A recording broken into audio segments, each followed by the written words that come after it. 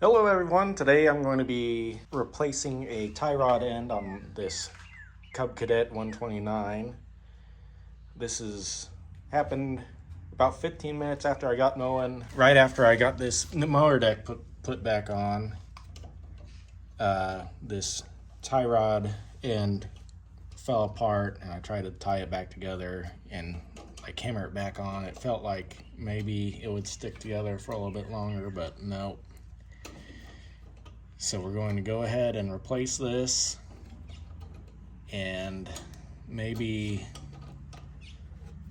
we'll upgrade it later on. I know that they make some heavier duty ones, but I had an extra one just laying around anyway.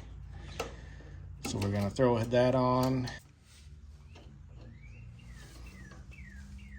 So we need to remove this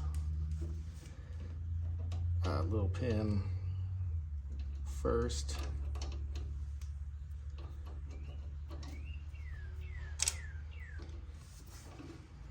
And then I thought I was gonna need to get a vice grip on that bottom piece, but it wasn't very tight anyway. So we've got our old one removed from that part. Now we need to get this arm. There we go. We need to remove this end from the rod. Now we just need to put our new old one on here.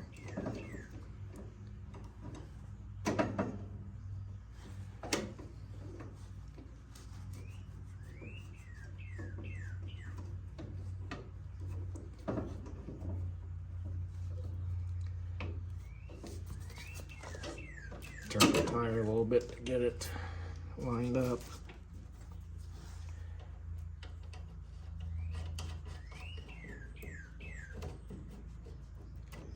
Get this screwed down onto here.